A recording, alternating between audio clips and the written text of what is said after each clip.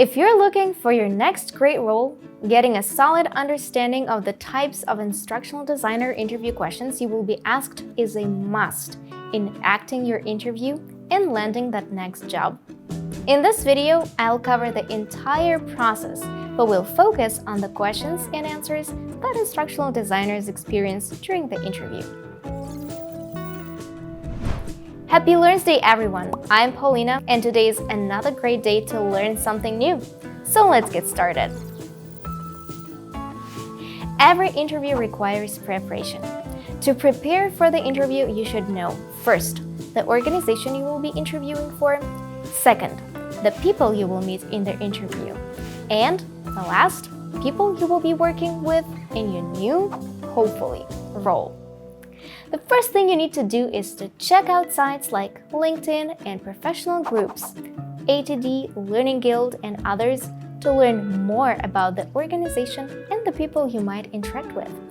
Second, additionally, you should prepare a portfolio of work examples to demonstrate your capabilities as an instructional designer. Be clear with your own work history about what demonstrates the role you played and the projects you select to showcase your talents. If your work is protected by an NDA, take a screenshot that is indicative of the project and write a synopsis of what it was, how long it took, and who was involved. Be prepared to show your work in the interview, even if it's just screenshots and discussion. And the last preparation step is to get ready for some questions you may encounter. Questions usually get presented by the hiring manager. That's the learning manager who likely knows about learning and instructional design. But depending on the organization, questions may also be presented by the HR business partner or creative director. You should be aware of the needs of each and think about their underlying assumptions and reasons for asking you questions. All the questions can be asked by either HR learning or design managers. Let's move on to the questions an HR manager can address to you. Usually, the HR talent advisor in the room will be looking for an overall good fit for the culture of the organization or the team to which you will be reporting. They are not specialists in your area, so their job is to determine if you will fit in with the work group. So, here are some questions an HR representative might ask. The first question is, tell me what you know about the organization and the role. This is to determine if you prepared for the interview and how difficult it will be to orient you to the organization. If you already know people or have done work or interacted with the organization, and whether you can understand the role being presented or not. So how do you answer? Be honest. If you have done your homework, then you've been to their site and explored their key business proposition and customer base. If you have worked with or interacted with people in the company before, say so, but make sure you're positive in your language. Even if your interaction wasn't so positive, you don't know the relationship of that person to the people in the room, so keep it light and don't lie or speak in vagaries. Moving on to the question number 2. Tell us briefly about your career and the reason you wish to join our company. Human Resources is looking for red flags in your resume history and if there are any gaps between what you say on paper and how you represent it in person.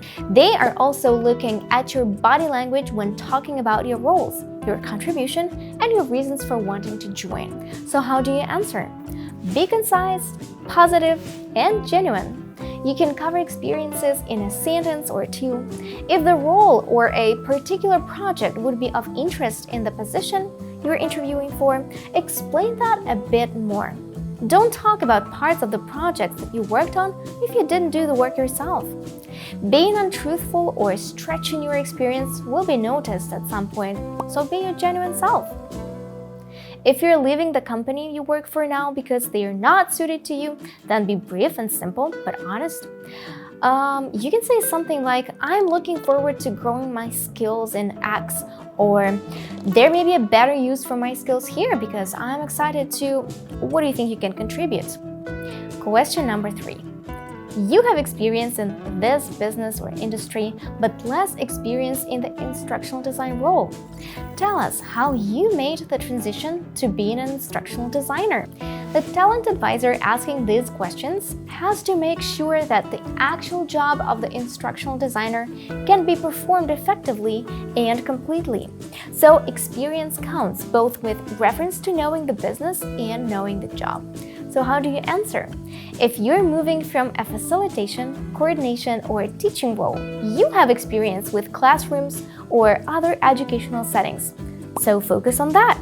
If you're coming to instructional design from the role of subject matter expert, human resources, project management, graphic design, or another related professions, make sure you're comfortable with the principles and the science of adult education and instructional design. Now we are ready to go over some learning and design management questions. The hiring manager is going to ask you some pretty specific questions about the role of an instructional designer and your experience with the various tasks asked of one. Be sure to be truthful about your experiences, but don't discount your abilities with elements that may not be specifically related to instructional design tasks. Be sure not to use too much jargon and keep your answers focused on solving problems. So, the first question here is, what process do you use or follow in performing instructional design? The hiring manager wants to know if you know the keywords and actually use them. If, for example, you follow the ADDIE process or if you follow other processes such as Agile and Waterfall. Good designers are naturally organized, but following a known process helps the whole team function better. So how do you answer? Instructional design is only partly about the art. A lot of it speaks to the ability to work with others against tight deadlines and with multiple stakeholders. If you are new to instructional design, you should take some time to learn about basic project management, especially within the context of learning design. ADDIE is a classic process that you should mention if you know and follow these practices. But feel free to describe other processes as well. The next question is, how do you prefer to work with subject matter experts, or SMEs? This question is posed to understand not only more about your process when working with others, but also your level of experience working with those in non-design roles. So how do you answer? Think about experiences you've had both with SMEs who were over-contributors and those who were more difficult to extract information from. You may want to make a list of examples of SMEs you've worked with and use those as a foundation to talk about how you work to get the information needed for the learners based on the learner's requirements. The next question is, what role does the learner play in your design? The hiring manager wants to know if you're going to consider the three principal audiences that need the content: the learner, the sponsor, and the organization. So how do you answer? Remember that while the sponsor or SME plays a very important role in supplying the information you need to design learning experiences, it is the learner's behavior or knowledge you are trying to affect. Present some examples of how you helped a very eager subject matter expert understand how much information the learner really needed in order to perform the task effectively as a result of attending the training. Remember to always be respectful and serious in presenting these examples because your interviewers may have once been sponsors or SMEs themselves. Moving on to how much experience do you have with storyboards, script writing, authoring tools, and LMSs? This is a question to help determine your level of experience in the various roles that an instructional designer plays in the creation of learning content. As the instructional designer role is actually not really well defined, this question is asked to help the hiring manager place you in relation to what they think they're looking for in this role. So how do you answer? If you are an instructional designer, you will know what a storyboard and script are. If you are an instructional developer, you may have experience in receiving and working with these and using them to develop learning content. This is critical to the ID role because your experience will tell the hiring manager what you can do with the work you'll be given. Be truthful about your experience and your willingness to learn more about how the organization views the role of an instructional designer. Feel free to ask the hiring manager what proportion of the work is typically allotted to client management, project coordination, design, development, LMS administration, test development, etc. This will give you a feel for what will be expected of you as a candidate for this role. Next question, please. What kinds of learning content have you built? In today's learning environment, learning interventions take many forms. E-learning, classroom-based instruction, virtual classrooms and webinars, video presentations, workbook-based practice, podcasts, ebooks, and conferences, among many others. How do you answer? Here is your opportunity to demonstrate the breadth of your creativity. Have samples ready to describe the media that was chosen, classroom, book, video, animation, etc., and why that was decided to be the most successful way to use this content type. If you're a novice instructional designer and are joining the profession from another, consider how you've used materials in your other workplace to deliver training or learning to an audience. Here is a simple situation piece of content. How would you go about designing content and making sure it was delivered successfully? The hiring manager is looking for two things: how quickly you can think, and what level of caution and creativity will you use to solve this problem. So how do you answer? Because it's often important for an instructional designer to think on their feet when solving a problem on a deadline or working with a challenging SME, this question will probably arise. Think about the organization and its profile in the marketplace and with its customers. Your answer should be aligned with the organization's key principles or persona. For example, if you're going to work in a retail environment, your suggestions would likely include short burst experiences like e-learning or scenario testing, but not long classroom courses or virtual classrooms with a lot of pre-work or post-learning testing. If the organization is a software company, you are doubtlessly going to be able to recommend microlearning, games, and contests, or other immersive digital interventions. Feel free to suggest something that is outside the box for the organization, as long as you can demonstrate why it would be a good choice. Next question is, what learning theories do you think are most important in adult learning? The hiring manager is probably looking for some confirmation that you have spent some time learning about learning and adult education. Not everyone who is an instructional designer has or needs formal education in instructional design, learning, pedagogy, andragogy, or applied cognitive psychology, and the hiring manager needs to know the extent of your knowledge. So how do you answer? If you have formal education in instructional design and adult learning, you will likely have an opinion on how learners learn and which theories and bodies of research you ascribe to most readily. You should also think about the fads that learning managers or human resources professionals who are not involved in learning latch onto as keywords or ideas.